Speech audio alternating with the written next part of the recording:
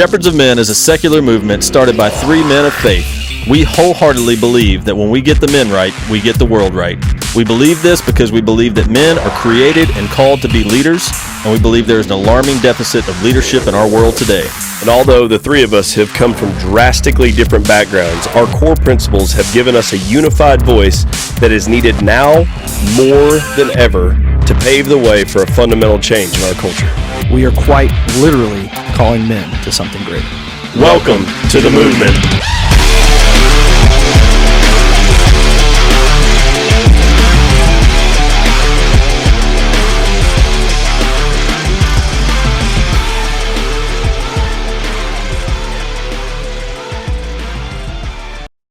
Welcome, everybody, to the Movement Podcast for the Shepherds of Men. This is going to be great. Cam's with me here today. I don't know, dude. I'm done. I'm telling you right now, today I am done. I am officially mentally fried. We're not even editing that, Chris. Just everybody else is. Yeah, we're going to start from right there. So I'm with my brother Cam. You guys want me to do the intro? Yeah, if you could, that'd be great. Dude. This is actually our first podcast. Oh, yeah. Okay, cool. Yeah, it's the first time we've ever done this.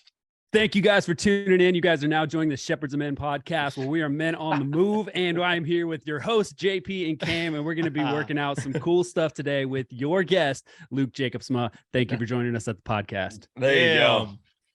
And all right. We just got a third leg of leadership here. That's right. That's outstanding. Wow. This is how partnerships are developed. That's a way to kick it off, man. And I thought you just looked good, Luke. I mean, man, apparently, I do my best. I've had my share of stage time in my life, and when pressure happens, you just got to perform. So that's right. That's right. Well, if you could pass that on to JP, that'd be fantastic. No, I think I need a nap. It is Friday. It is Friday afternoon. We are probably spent throughout the whole week. I get how. No damn excuses. No, do not let him off the No, but real shit though, man. I didn't have that all scripted out. Your script was a lot better than mine. I'll write it down next time. So, but Luke, man, it's good to have you in here, buddy. We go way back to like last year, where you were kicking our ass in an event with Nick. Man, it's good to finally have you on here. We've been trying to get you on, trying to sync some things up, and good to have you on, man. Yeah, no, absolutely. I'm glad that it worked out. I'm glad we're finally here, and I'm stoked. So let's go. I'm a little troubled. I want so we were having some witty banter before we started officially recording. And for our listeners, if you're just listening to this and not watching it on YouTube, but you should go over to YouTube and subscribe and like it and share it with your friends. Luke, and don't start judging us, because this is going to be the second podcast in a row where we had a guest from California. Don't pigeonhole us into being like some West Coast, hippy dippy people. We just happen to know like the exceptions, some super cool people over in California that are the exceptions to the rule. So I say that in all love. I'm just kidding, but he has a jacket on. But wait, you're in Huntington Beach, right? It's a shirt jacket. Oh, okay. It's just like a heavy flannel. It looks like a jacket, but it's a heavy flannel. You said it was chilly over there, and I was like, where are you again? I'm in Huntington Beach, California. Yeah. Okay. All right. So he's in Orange County, though. That's a little different. Like Orange County is its own area down there in Southern California. Okay. All right. Yeah. They have seceded. It's usually where I go. When I have to go down there for work, that's usually where I go to eat and stuff. So I can't tell if Luke likes my bashing of California or not, but it's okay. We're still friends. I've been here. I've heard it all. I've been here all my life. So. No, you're one of the good ones, bro. Seriously, like, no, we appreciate you being on here. We told you said, is there anything I can do to prepare? We said, just don't filter. Well, that goes for us too. All right. We just say it, and sometimes it comes off well, sometimes it does not. It's not well received, and that's fine. So. I'm a pretty literal person. So if you're telling jokes that are like pretty complicated, they're gonna fly right over my head. I'm just telling you that right now. You got to go, hey Luke, that's a joke, and then got it. Luke, that's a joke. Yeah. Oh, you were bashing California kids. It's all out of jealousy. It's all out of jealousy. Jeez. It's 29 degrees here. I'm just jealous. No, I love California. I just don't love the politics, the weather, the view, just about all of it. The climate. It's all wonderful. Yep. It's gorgeous out there. It's the politics. I second that. It's just an easy target right now. Oh yeah, I love California. I've been out there several times. I would imagine if I was you're born and raised there, right? Yes, sir. Yeah, I would imagine I would be like just absolutely disgusted, because it's such a beautiful place and it is such an amazing place. And unfortunately, some douchebags have really made it into a place that's not as appealing. But so I somewhat feel your pain. See, I'm from Mississippi. So just like right out of the gate, people have no respect for it. So it's easy when people pick on Mississippi. I'm like, yeah, I get it, bro. Yeah. You know, we've never really had a lot going for us. We don't even know how to read, man. Like, yeah, I mean, it's you know, there's some vocal people out here in California that just sour the whole batch. that's what it is. Yeah. Yeah. But there's still some good fruit out here. Oh, there I know. is. Yeah, Oh, no oh. doubt. No doubt. So I know a bunch of great people out there in California. A lot of them are moving, but there's, it's a, we're not going to get into all the politics of it and stuff, but it is certainly some individuals at the top that are making a big piece of what we do with Men Reforged is reclaiming masculinity. So we've been very intentional with these last couple of episodes of having great influential men from the West Coast on our show, because they too want to reclaim masculinity for their home state. So let's package it that way. There we that's go. The truth. We got a larger gap over here in California. We've got a larger gap to reclaim our masculinity. Opportunities. More opportunities. For growth. More opportunities. Where everyone seems to be here. So I love that. Yeah, man. So I want to talk about your story a little bit. I want to get into it because obviously our listeners are primarily men. There's actually several women that listen, but primarily geared around men and stuff. And we like hearing stories. We know stories are powerful and stuff. So I know you're a high performance coach now, right? High performance men's coach. You own a modeling agency, is that right? Yeah, that's correct. I started Mannequin Models in 2009, and we're a fit model agency here in SoCal. We provide fitting models to clothing brands and all throughout Southern California, and our models try on clothes to make sure that the garments fit correctly. So they give feedback on the way it feels, functions, and fits overall. That is genius.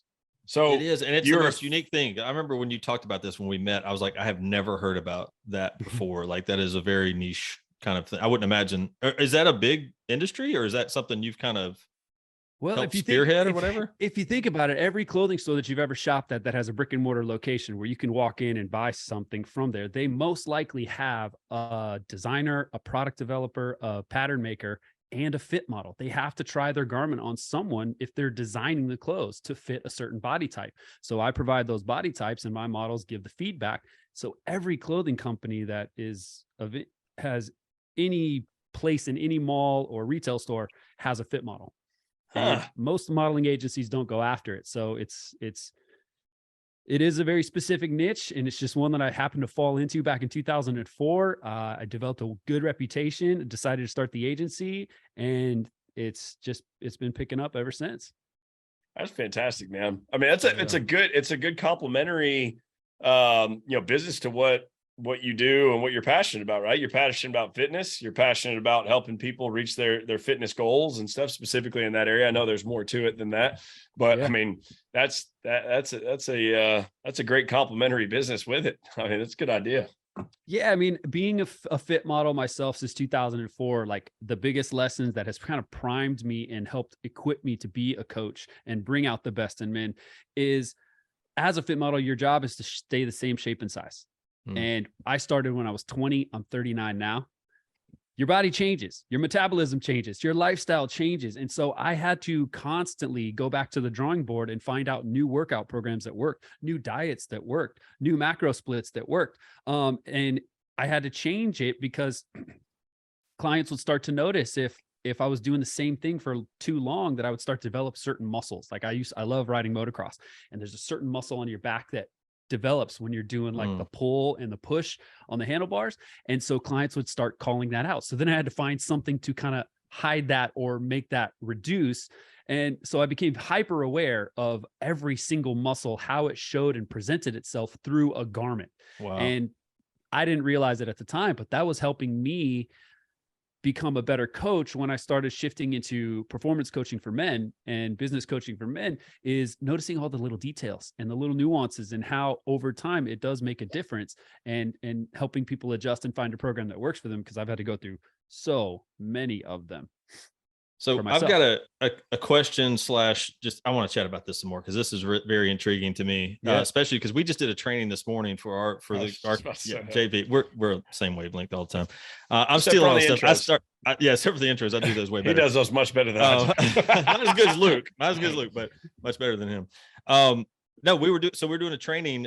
We do a weekly training with our clients, ethos training, and part of our ethos is etiquette, and a kind of a subcategory of that is body language. And of course, as we were talking about body language, we were talking about the fact of, having your body in some type of shape, and being able to be aware of how you carry yourself, not just with your, posture or whatever, but just how you carry yourself, because you're either fit or you're not fit, or you're getting fit, or somewhere in between. But this, to me, like this will be super helpful for those of us that are less aware, or maybe less disciplined, or whatever it may be, on like, that's so specific on, I can literally target this one muscle to make it look exactly how. Now, obviously it takes a lot of habit and discipline, but I'd like for you to maybe talk more about that, because I would imagine, the strong majority of our listeners are not like, hey, I want to be a fit model. Not that they shouldn't be. If you want to be, you should go work with Luke. But they may want to be like me, where it's like, I want this area of my body to look like this, and I want this area of my body to look like this. Like, it sounds like you have it pretty dialed in. Can you give some pointers on some of that, and maybe how important it is even outside of your world and what you do with fit modeling? Yeah. So I kind of heard a couple of questions in there. And what I heard you say is that the way that you show up can affect how people receive you. And yes. I also heard you say, like, you can really dial into like how to manipulate or train certain specific muscle groups. So there's kind of like a fitness element, and then also like a charisma physiology element to that question. And so 100%. I'm going to jump on the physiology one first, because I think it's so important how people present themselves. And it's one thing that I've been hyper aware of in my life, just growing up in theater, and growing up doing dance, and being aware of my body, and being fairly athletic. I mean, and then also just stepping into this fit model world and seeing how each clothing brand is trying to fit a specific customer. So when I'm working with Volcom or Ruka, they're catering their fit to a surfer. Now, if you go to the beach and look at the surfers, they stand a certain way because of what they do. They're usually really tall. Their chest is big, shoulders are back and down, relaxed, and they don't have a lot of lower body mass, because they're not doing a lot of heavy lifting or anything. So they stand a certain way based on what they do. You go and look at a baseball player, they're going to have a totally different body type. And so I started to notice that how your activities produced a shape in people, but then that shape also produces a response in how people receive them. They have an expectation based off the way people show up. So I was like, man, this is interesting. I wonder if I can use this to help get me booked for jobs. Like, if I know that I'm going into Banana Republic or a higher end clothing brand, how does that guy stand? If I can walk in that way and present myself that way, and I just hold that frame as that perceived customer for that client, I wonder if they would overlook the overdeveloped muscles on my back because I like to ride motocross every week. Right. And if I could blend the two together and almost present myself as the person that they want to hire. And so, and I also I have a 12-week program that I go. It's a purpose and clarity program that I put guys through. And we talk about how you show up, and how one of the action items I give them is, for 7 days, I need them to smile everywhere and see just how that affects their life. And their goal is to get 2 compliments from someone unwarranted, going, dude, what's with you? Like, why are you smiling? Are you happy? Like, I want them to do it so much where it feels awkward to them, because I want them to see how they show up differently produces a different result in what they receive back from the world. So that's the physiology element, and the charisma, and how you show yourself, and how I've been able to become hyper aware of that through the different needs of clients that I work with. Because I work with brands from like Levi's to Hot Topic, which is kind of like more goth, like rock band type stuff, all the way to Volcom, and then up to the higher end of like Vince, which is like high end, clothing they sell at Nordstrom's and Saks and Bloomingdale's and stuff like that. So then going back to the fitness element, and discipline is probably the biggest thing that will help you develop your muscles the way that you want if you're after something super specific. I mean, I don't even know what all the muscles are called. I just know that when people bring a measuring tape out, I have to either hide them, flex them, or manipulate, or inhale or exhale, or drop my shoulders, pull my shoulders back, forward, and things like that to hit the spec that I need to hit. So well, I need some fit models that with some bigger shoulders at Men's Warehouse. I know that. Goodness gracious. Yeah. Can you help JP out with that, please? We are casting for models. Why don't you submit on our website? We'll get some measuring tape around you next time I see you.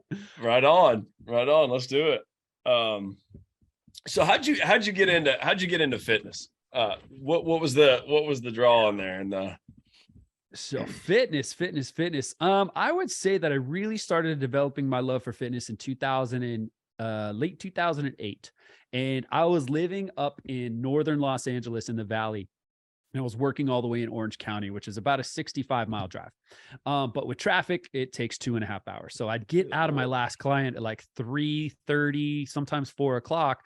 And that's the worst time to head north and go home. So I'd leave at 4 o'clock. I wouldn't get home till like 6:30 or 7. I'm like, this is ridiculous.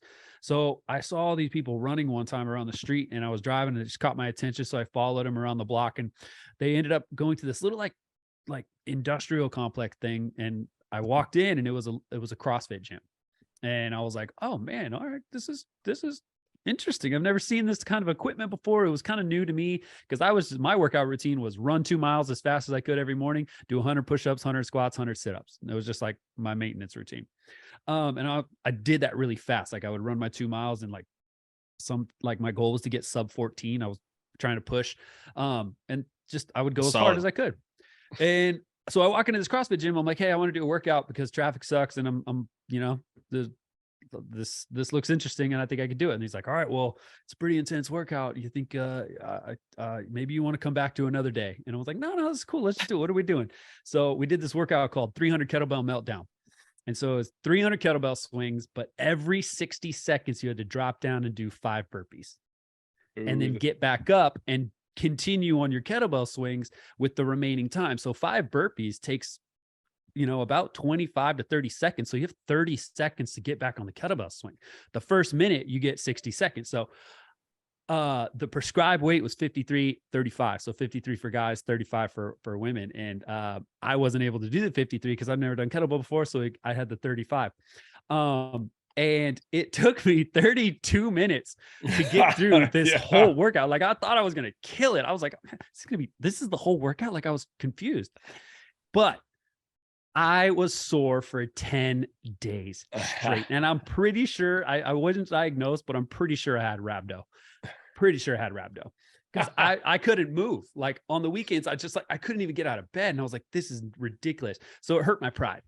And so I was like, I'm like, fuck this. I'm going back. So I as soon as I got like unsore, I went back in. I'm like, dude, I'm signing up. You got to teach me everything you know. Cause I'm like, I can't feel like that again. I can't get defeated by fitness.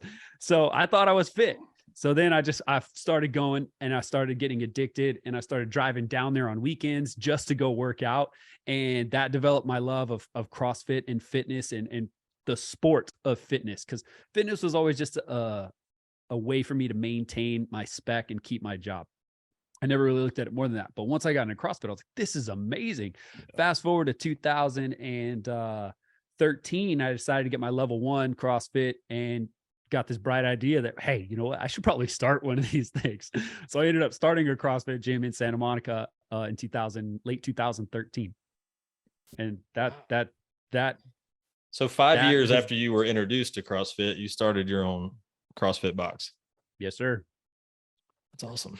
Yes, sir. I started coaching at one in on the west side in West LA, and I enjoyed it. And I was talking to the owners. I was pretty good friends with the owners, and they were getting ready to invest in a second one, and I was going to invest with them, but they were kind of dragging their feet. Some things didn't work out, and it kind of was just like taking a little longer than I wanted. And so I was like, screw it. I'm going to pull out. I'm going to do my own. I was like, we're still friends. See you guys. And we maintained a good friendship, but I had to go on my own, and I just dove right in. And that's typically my style, as I jump first and ask questions later, and I figured it all out. Well, it's, sink or swim, right? We talk about it all the time. We kind of say it different ways. I say, fire, aim, ready. JP says, jump off a cliff and then, build a parachute on the way down kind of thing. It's like, that's the mentality of an entrepreneur and a high achiever. You know, the fight to survive is powerful. It and is. when you know if you don't do anything, you're just going to hit the bottom really hard. You figure it out really quick. But if you never take the jump, there's no pressure. I love the pressure to perform like mentality, where it's like, yeah, you jump off and then you fashion your shirt into a parachute because you have no other choice. Otherwise, it's like it's over. So here's a question for you. Would you say that if guys, we had this conversation with Brian Panuzzo last week or week before or whatever, and he was asking us like what a lot of our guys, when they come to the table, like what's missing or whatever. And we were talking about like a lot of dudes just feel like they don't have purpose. They're kind of in a rut. They're just doing their thing over and over and over. They're good at their job or whatever. And they're not a bad father or a bad husband, but they're just, you know, it's kind of everything's pretty good. Right. Would you say that in your belief, if we're not continuing to take that next step or jump off that next cliff or, you know, whatever, step out on faith, however you want to put it, that we really are limiting ourselves as men specifically? I mean, people obviously, but as men specifically, is there some kind of high importance on continuing to reach for the next thing because of what it unleashes inside of you? If you want to get what you want in life, then yes, there's a very like high importance on knowing who you are. And what you said is like men, they build this life and they become comfortable with it and they tend to stay in that comfort zone. Now, I just want to propose to you guys that like, what is it about us? What is it about me? Or what is it about you that desires comfort? Who or what part of you desires comfort? Now, I just did a talk on this last week with all the guys in the program and talking about who we are and our identity. And our identity is made up of what? What is our identity? Who are we? Now, the way I look at it is that I break it up into three pieces. Our body, which is our physical earth suit. Our soul, which is composed of five things: our intellect, our memory, our imagination, our emotions, and our willpower. And that's our soul. And then we have our spirit. Now, only one of those things desires comfort and doesn't like to push itself. And that's the body. And the body wants three things: food, comfort, and sex. Yep. We got to keep ourselves alive. We got to seek shelter when it gets cold, when the environmental, 62 degrees in California. You got to put a jacket on, and then we got to procreate, right? So the problem is throughout life, nothing supports men living in their spirit, living in their power. We're just expected to do things in the physical realm.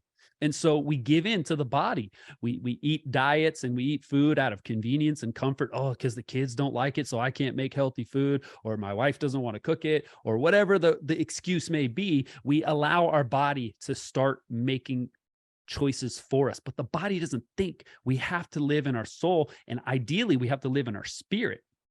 So I know we're getting super deep on this question. That's so good. But I think most men are confused about where they're supposed to live and which one makes the decisions, and they feel their body. They see their body. They know their body, and everyone knows their body and sees what's on the outside. But it's the inside that is what needs to be driving it, and we allow the outside to drive. If that makes any sense. No, that makes a lot of sense. No, it does make a lot of sense. And that's what we're talking about. A lot of where our focus is on building character, right? So a lot of that has to do with a lot of those things that you just encompassed that are not necessarily visible, right? A lot of it's the foundation, right? What is the house actually built on? Where's the core at, and is the core solid? And I think that you talked about, you said the word identity, and it's unfortunate because I think there's a lot of men that walk around today that have no idea who they are, and they change every day. It's all depends on which way the wind's blowing. They might as well become a feather, in that situation. Have you guys read the book Outwitting the Devil? Yes, outstanding book. What's the goal? Permanent drifters. Yeah, I mean, how many men are permanent drifters? In that book, the devil claims to have 98% of us permanently drifting, not certain on what we want in life, not going after it. And when we do go after it and it gets too hard, oh, you know what? Maybe it was a mistake. Maybe I should just go back to my comfort zone. Maybe I should just listen to my body again. Yeah. Well, I'll tell you what, your body is, out of those three things that I mentioned, the body, the soul, and the spirit, your body is the slave. It doesn't get to make decisions. It jumps at the commands that you give it. You can give it commands from the soul, or you can give it commands from the spirit. Now, I think the biggest problem is that we all try and feed the soul. We all try and feed our pride, and we try and learn everything we possibly can, join every mastermind we can, read every book we can, watch every YouTube tutorial we can, and we try and just think that we have control. But then we realize, when we get out there, our power runs out. We get exhausted, and then we kind of go back to the battle of the body and soul, body and soul. It's not until you tap into the spirit when you have endless energy to do what you are called to do. Because when you're called to do it, you can work 72 hours without going to sleep, and you still have energy somehow left over until the job is done. Your assignment is done. Then it's like, okay, now your body is like, okay, let's give your body rest. Now we have to take care of our body. We have to care for our body with food and proper nutrition and hygiene, and we have to command our body. Now, most of us don't know how to command it. And when we do, we don't have a strong enough willpower, and our willpower is the ability to say yes or no. Yes, I'm doing this. No, I'm not. And we don't exercise those two words and stick to them hard enough. And then when that runs out, we don't know where to go, especially if you don't believe in a higher power or anything above you. If you think you're God's gift to earth and you make all the decisions, then maybe you should write a book, but you're in trouble. We'll just put it there. But you might be in trouble, and I don't know. But yeah, it's when you tap into something higher than you, that is calling you to produce fruit and have impact on other people. And like, the universe doesn't like vacuums. So if you're out to get what you want, you're not going to be supported in many fashions from the physical realm, the spiritual realm, or just in general. You have to produce fruit. You have to grow roots, and you have to have it on a solid foundation. You have to produce fruit that feeds others. And when you do that, you complement the cycle of life that we're all trying to do. And then life starts to support you better because you're giving back. Dude, number one, I want to say this conversation right here is going to bless some people majorly. Thank you for your perspective on this. This is really good. And it's interesting that you're saying this the way that you are, because it's something we've been talking about a lot with our clients in some one-on-one environments, is understanding that becoming, who you are called to be, who you're created to be, is selfless. When you tap into that higher power, into your spirit, or the spirit, as we would say, you start to put others first. You're starting to, you're out to have a higher calling, more of an impact. But I believe that the way that you begin that process and maybe continue to solidify that mentality is by being selfish in a way that you have to work on yourself. Like, you have to command your body. You have to command your mind. You have to be becoming, right? Every day you have to be disciplined and habitual about things that allow you to have control over the physical. So then you can focus on that higher power and what your true calling is, and then pour out into others. Right. Yeah. I'd love to get your input on that. Yeah. There's a couple of things there. I mean, so 2 years ago, coming up to February. 2 years ago, I joined my first mastermind group, and that's what changed the trajectory of my life. And it was a whole new arena for me. And what I loved about it is they focused so much on the businessman over the business plan, and impact over income, just like we focus on in the program. And from there, I went into it with selfish intentions. Absolutely. I was going to sell my business. I was going to make $1 million. I was going to do everything they told me. I was going to get all these praise and accolades. Everyone's going to notice me. And it was all about Luke. Throughout the 2 years of diving in, trying to just figure out who I am, like, I got challenged with some pretty heavy questions about discipline, about who I am, what part of me needs to die for me to become the person I need to be, like all this stuff that like blew my mind. And I was like, how is this getting me what I want? Like, it got frustrating, but then I was like, okay, well, I'm just going to listen to these coaches. I'm going to do what they say. And I just started peeling back the layers of who I was. And I was if I'm honest with myself, I was a fortified douchebag. Okay. So I started peeling back the layers of who I really was underneath it all. And as I peeled back the layers, I eventually got past my identity, and I realized that there was something greater that was calling me. And I had to figure out what that was. So first it's peeling back all the layers of self, but then realizing that there's something way more powerful than you ever thought possible that's fueling you. But then learning how to tap into it, communicate with it, understand it, and figure out how to produce it in the world, because you see it. But the hard part is like you could hear something, but doesn't mean I can go and write that song. I can see something, but doesn't mean I can go paint that picture. So part of the process is acquiring and developing the skills of being able to produce the calling that's on your life that's only given to you. And so, yeah. So that's like why we say in the program, trust the process. Mm-hmm. And a lot of people get to the point where it's like, well, they don't see the end game for them. And if they stay in that selfish mindset and they don't open themselves up to change and growth and being challenged and being put under pressure, it's uncomfortable. Yeah. So going back to your question about discipline, I developed this thing that, I mean, I can't say I own it, but I developed this thing when I joined my first mastermind called the Daily Discipline, and it was walking or running 2.37 miles. Now it was this way for the way I framed it for myself was that it was a way for me to invest in the bank account of Luke's self-worth, right? It was just, no matter what, nothing in life was going to overcome or take that away from me. I'm going to run or walk 2.37 miles. And it was my daily discipline. And I did that. And I got up to a streak of like 616 days. Well, just recently I crashed on my dirt bike back in November, 3 months ago, crashed on my dirt bike, broke my shoulder, broke 9 ribs, broke my sternum, collapsed the lung, and broke my thumb. I was in the hospital, and I couldn't even sit up because like my sternum had broke. It was attached to my abdomen. And every time I moved or twisted, it pulled on my busted ribs. So it was excruciating. And so I lost my streak. I thought that it would be easy for me to pick up discipline just like that. But the thing is I was disciplining the wrong thing. I disciplined a habit. And I thought that I was investing in my self-worth, and it actually made me question a lot these last 3 months. And after discovering my identity as the spirit, the soul, and the body, I was that daily discipline was actually just a little a pad, like a hug on my pride every day. Little ego boost. Yeah, you're a little better than everybody because you can do this every single day. You got a streak of 600. Who else does that? Right. So I was disciplining my pride. And so when I tried to get back to moving my body again after healing up from this accident, I realized that I didn't practice disciplining the right thing. And going back to the body, soul, and spirit is I need to learn how to discipline the body. So what I've been trying to do is practice those two things, care for and command my body.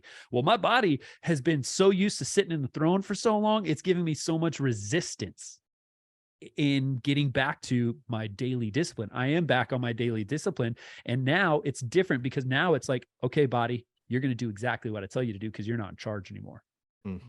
And it's taking over also any addiction or impulses or like opportunities to look at pornography. Mm-hmm. The other thing, sex, right? The body's drawn towards that. Also, I'm really challenging myself to be careful of what I put in my mouth. Again, taking control and commanding my body again, but using it as a form of discipline now, rather than just the battle between flesh and spirit. I keep going deep with this. I'm sorry, but this is where I'm at right now. No, this is good stuff, man. And to be honest with you, it's something that Cam and I actually just got done talking about when we started talking about doing daily disciplines and like these challenges over these periods of time, that where people really miss it is it's not, hey, for the next 6 weeks, I'm going to create a streak and do this and stuff. It's I'm going to become a different person. It's no longer a streak. I become a different person in the process because that's where people yo-yo with stuff and everything. But man, I know that we're right up on the edge of time and stuff. And I want to give you a chance to like let everybody know, all of our listeners, where they can find you, how they can get a hold of you and what you're doing, if they have any more questions or anything about what you're doing. Yeah, sure. So you can find me on Instagram, The Fit Model. My handle is The Fit Model. And if you are interested in working with me in any fashion, I work with the program with Nick Alfano. So anybody who wants to work with me in a coaching fashion should just go there. We have a website, reprogram.ai. And I'm one of the coaches there. It's an entrepreneurial coaching program for male entrepreneurs who are husbands and fathers and who are looking to push themselves a little bit harder, who have either reached burnout or boredom, or are a little bit confused or lost in their identity. My part in that whole organization is to help bring guys clarity, purpose, and find out who they are. And, you know, I have a few methods that I do, as you guys saw in the workout, where I would say one of my strongest attributes is getting people to buy in and commit to something without them even knowing it. And then they go, what did I just agree to? And then I hold them fiercely accountable to it. And it's like the words came out of their mouth. I just asked a question. They answered it. Then they didn't realize they answered it. And then they're like, oh, what? And then I cash that check. So it's like, they write a check with their mouth and I go, okay, now I'm going to cash it. And they're like, what? You really? I'm like, yeah, you said it. So I get these agreements from guys. And it usually works out really, really well. And then I also employ everyone to adopt a daily discipline because there's so many evolving lessons in it. You know, it took me 616 days to realize that the daily discipline is an effective tool when it's used the right way. I was using the tool, but I wasn't using it to its full capacity. And so, you know, the daily discipline has taught me so many things in terms of what I actually value in life. So that's one of the first lessons I think most people will learn when they adopt a daily discipline, even if they don't fully understand its full use. But as you get them further and further along, then you start to see them open up and be open to more, the next evolution of the lesson through the daily discipline. So yeah, reprogram.ai if you want to work with me in a coaching fashion, or the Fit Model on Instagram. That's awesome, brother. Thank you so much for being on here. And I'm like so kicking ourselves for not having more time with you. So we definitely got to do this again. No, we'll run it back for sure. Yeah. But dude, appreciate you big time. This how about you guys have me come to one of your events and speak? Let's do it. Hey, if you've heard any of our episodes, that's typically how we wrap up. We don't really ask. We just kind of put people on the spot and say, hey, since we're recording, we're going to ask you to come speak at one of our events. And if you say yes on here, then we'll hold you to it. So yes. Right. Now you stole my thunder. That was gonna be my closing line right there. Well, you screwed up the intro. It's all good. I screwed up. Hey, look, I get it. Hey, I got to earn my right to close now. So hey, we're what I love about guys like you and like is we are men on fire. And when we know what we want to do, we're unstoppable. And we have a mentality of, you know, inclusion and support, and also this fine line of like challenge and kind of like, you know, we don't call each other out. We call each other up. And yeah, it's just really cool to be a part of this and see you guys doing all the good work that you guys are doing. And ultimately we all have the same goal: impact men, make men better, get them clarity and refuel or reignite that fire within all of us, because it's there. Mine was almost burnt out 2 years ago. And it was because of masterminds and coaches and guys like you that brought out the best in me when I just leaned in and allowed myself to be open and realize that I didn't have all the answers. So I want to thank you guys for being so energetic, so passionate, and so focused on what you guys are doing, because you guys are proving very effective. And I watch what you guys do on socials all the time. And yeah, JP, we had an awesome ride back from the event. Yeah. Back to the airport. Yeah, I would like to dig into that a little bit more too. I know we ran out of time this time, but the next time we jump on one of these podcasts, I want to dig into that a little bit as well, because love your mind, dude. Beautiful mind. All of it's been learned by the School of Hard Knocks and stuff. You're not just good looks. You're not just a pretty face. That's for sure. Yeah. So thanks, brother. This face is for radio. My mom said so. This is for radio. My mom said so. Well, thanks, brother. Man, we love you, dude. Much love headed your way and stuff. Enjoy that cool weather that you have out there in California, man. Yeah, I'm gonna go put a puffer on over this. Hang on. Nice. All right, to all y'all listening to this right now, obviously this is one of those re-listens. You're probably going to need to listen to this a couple times just to listen closely, because Luke dropped some bombs that are really going to help you out. Daily discipline is a big one right there that you need to start taking in. And if you've listened to any of our stuff in the past, you know damn good well that we believe that as well. So with that being said, you guys have been part of the movement. Appreciate you.